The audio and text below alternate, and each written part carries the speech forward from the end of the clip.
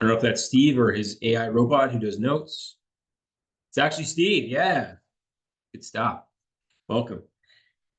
Josie, Doreen, Joyce. Okay, a good crew showing up for this one, even though I was very last minute to remind you of this. But let's start with some wins in the chat. And then I have literally a 5-minute presentation with my main takeaways from 2 weeks ago. Mastermind in Mexico, some really cool practitioners, some valuable stuff that I've tried to put it into a context that'll apply to all of you. Crap load of Christmas baking. That's a dangerous game, Linda. It's in the house, especially baking. Someone will eat it, presumably us. Good for you, though. We got Kirsten shopping at Costco without eating samples. Wow, very nice. They get you too. They're at those strategic spots. You can smell it. Good for you. Personal best. Yes, Steve. Rocking it. Strength matters. Good stuff. Let's hear a few more and then we'll jump in.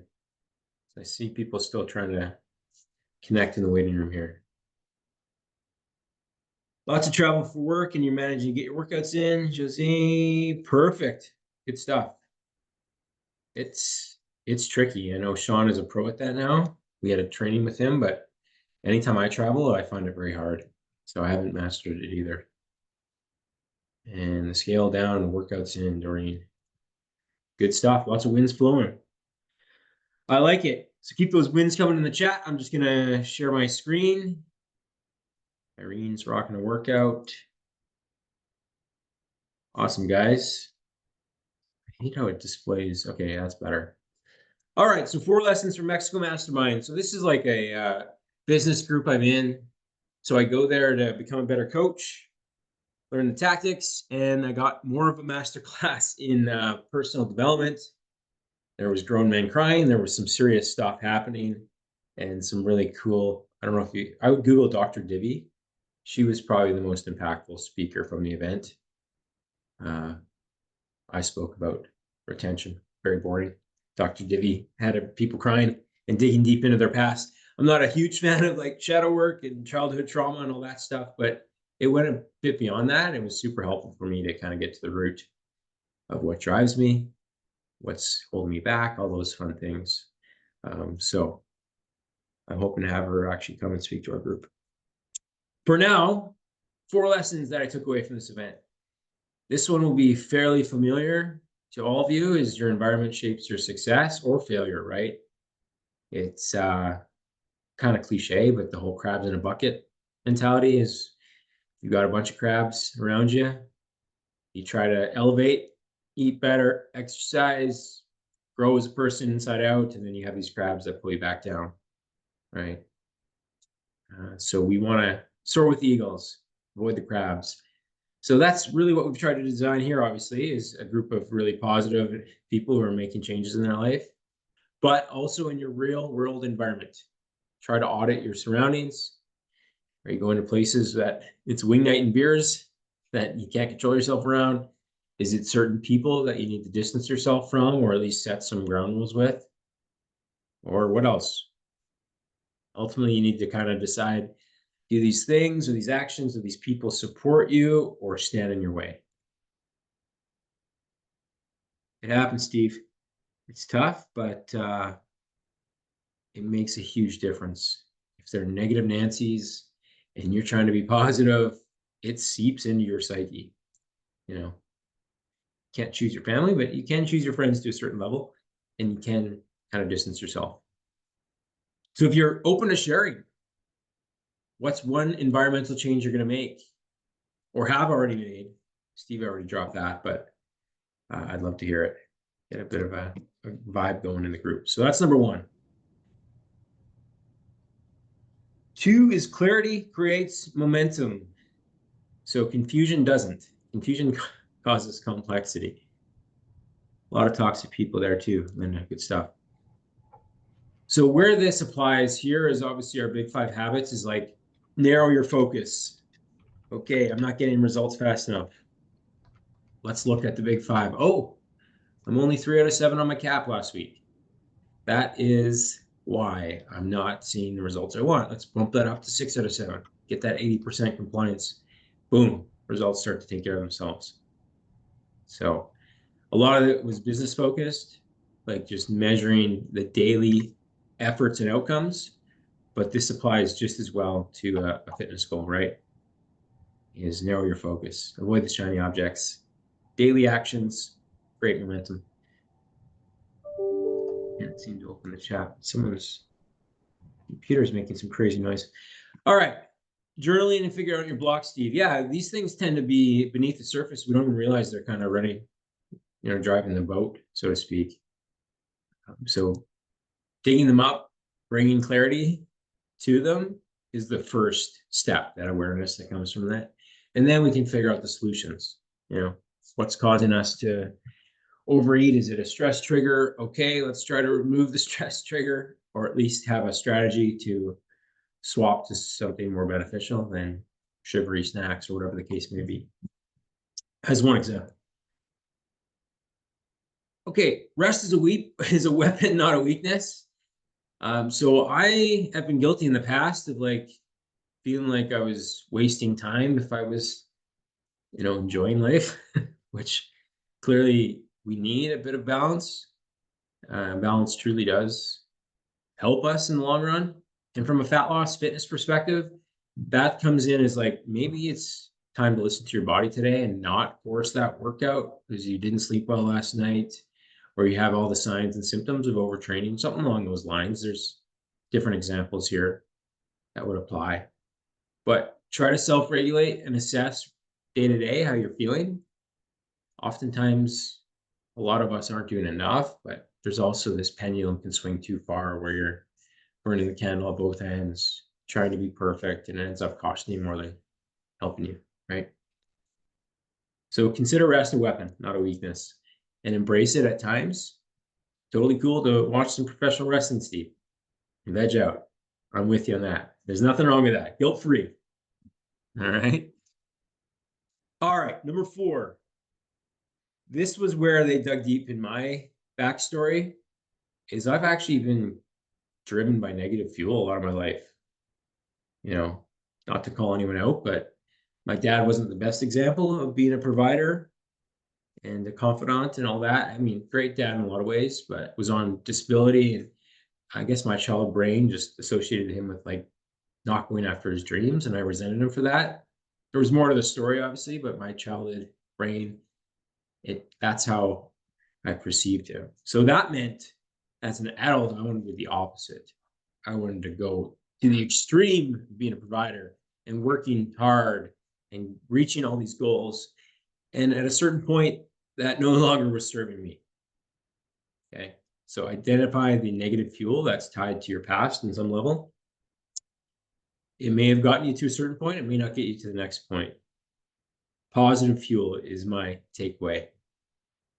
Inspirational goals, setting a good example for your kids, living a long, healthy life, being a good role model, whatever the case may be, not getting back at your ex, or whatever the case may be. It will fuel you, Steve, no question. It has a burnout point, though, in my experience. We want to eventually, shift from negative fuel sources to positive ones, because I think the positive are more sustainable, a little healthier perspective, too. We're not driven to prove someone wrong. We're driven to become our best self, so to speak. Makes sense? Anyone have anything to share on that? On what negative fuel sources you may have to get rid of to get to the next level? Nothing jumps out. That's okay. We'll have Dr. Divi join us and she will sure get it out of you. All right. I think that's it. Yes. Leave it there. We'll stop sharing. Anything that came to the surface from that very brief presentation? Anything you want to talk about? Perfection, Irene? Perfectionist is your, how about you unmute yourself? I'd like to dig into that a little bit. Uh-oh, can't find the unmute button.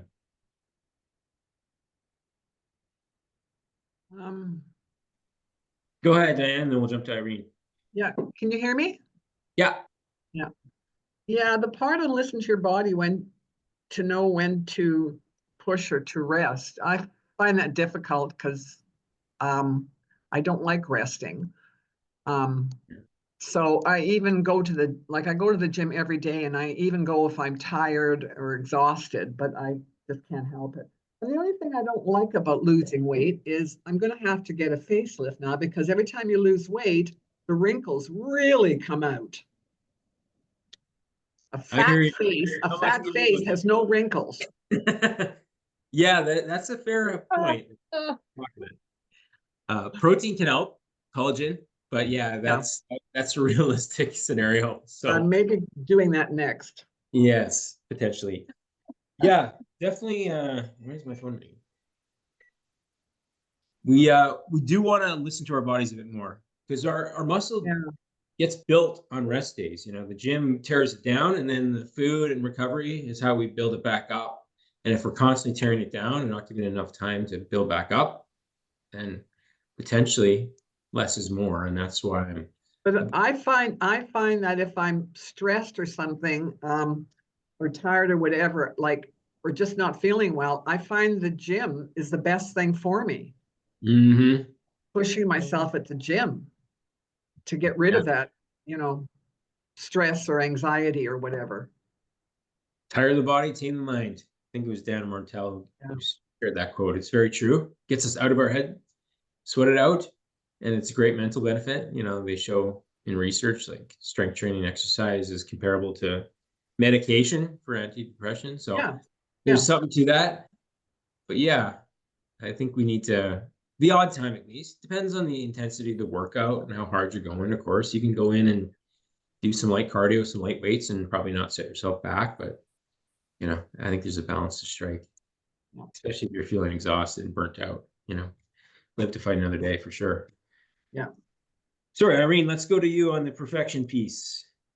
Was that Okay, ingrained? that well, it's been a lifelong struggle because I was an only child of an immigrant family, and so there are the expectations that you should do well at everything you're doing. And so I have had to learn that it's okay not to have it perfectly done, and good enough is good enough, really. And that lessens my stress when I say, okay, I've done as much as I can do in this amount of time, and that's all I'm going to do now. Yeah. And walking is a real stress reliever for me. Uh, Mhm. whether it's the walking pad, which I'm getting bored at unless I have to go onto Netflix because some of the programs now are not so great. But yeah, walking is really great and helps that. Uh, and when I can say to myself, yeah, you're trying to be a perfect at this, and it's not going to happen. Don't worry about it. Yeah, Oh, perfection's a myth, especially in fitness. It's impossible to yeah. be 100% all the time. Like 80% all the time versus 100% some of the time. You know, the whole tortoise versus hare, it's so true because it's Like very this difficult. morning at some of those exercises in the Body Fit where they say there's a 10-second break and there isn't. And you're like, what, wait a second here. What happened? We're supposed to be doing the next one. And some of the pictures do not move. So I'm like, okay, I think this is what they're doing, but this is what I'm going to do. Fair enough. Yeah, that's a good. You should give that feedback to me. Sometimes I forget rest periods, and it seems like I'm giving cruel and unusual punishment, but it's just an extra step I miss when building a workout. That could be the Yeah. case, but yeah, Yeah. if I was doing a lot of dead bugs instead of some of the side stuff. fair enough. Yeah, side planks are next level stuff. Awesome, Irene. Anyone else have negative fuel sources they need to fix? What do we got here? Grinding through the fat loss, looking forward to maintenance. Yeah, it's a lot about perspective too in this phase and not, wanting the outcome to happen tomorrow because it never does. And embracing the process is a bit cliche, but true. Trying to find some enjoyment in it, but absolutely the end goal for everybody is to not have to be in fat loss mode, because by definition, calorie deficit isn't sustainable forever, but it's the only tool we need or have to use to get lean enough for wherever you end up being. Everyone's end goal is different, but yeah, that's definitely a necessity, is to focus in, and maintenance is coming. Just know that. And do the work now, you'll get there. All right. Who else do we have? A couple jumping on here late, but they won't have a lot of context. Steve, let's hear it. So jumping back into the fitness world, after having been in fairly good shape the majority of my life, I've had to, like, my expectations of what I'm capable of jumping into are way up here, and I've had to completely erase and obliterate all of those expectations and start over. And that's hard. That's super hard.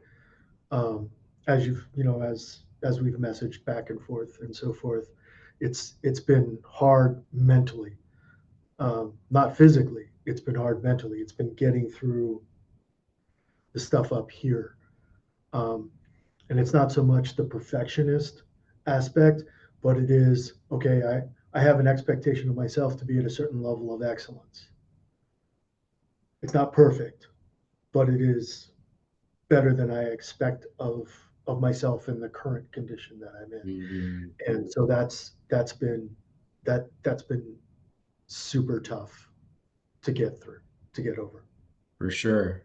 Because there's that previous identity still in you that thinks they can just pick up where they left off, but never works that way after a layoff or anything, right? I mean, we get older, certainly we have to factor that in, but I don't like to use age as an excuse for too long. It's just about starting where you are and building up incrementally. The dominoes start to fall, you'll get back to that old version of you. Just, yeah, time and effort, unfortunately, is the blocks in between. Thanks for sharing that. All right. Anyone else have some limiting beliefs, negative fuel that needs to be shed to fully get to the next level? All right. Not bad. We heard from a few of you. That's a start. Something to think about as you go through this am I fueled 100% by negative energy, whatever it might be? Something about not looking the way you want to look or getting back at somebody. We want to try to find more positive fuel sources that are going to sustain and burn longer, like living longer, being a good example for our children, XYZ, energy, all these things. So try to come up with a short list of positive fuel sources. That's going to make the work a lot easier. All right. We shall leave it there then. Going once, twice. All good. All right. Keep up the good work. We'll chat soon. Cheers, guys.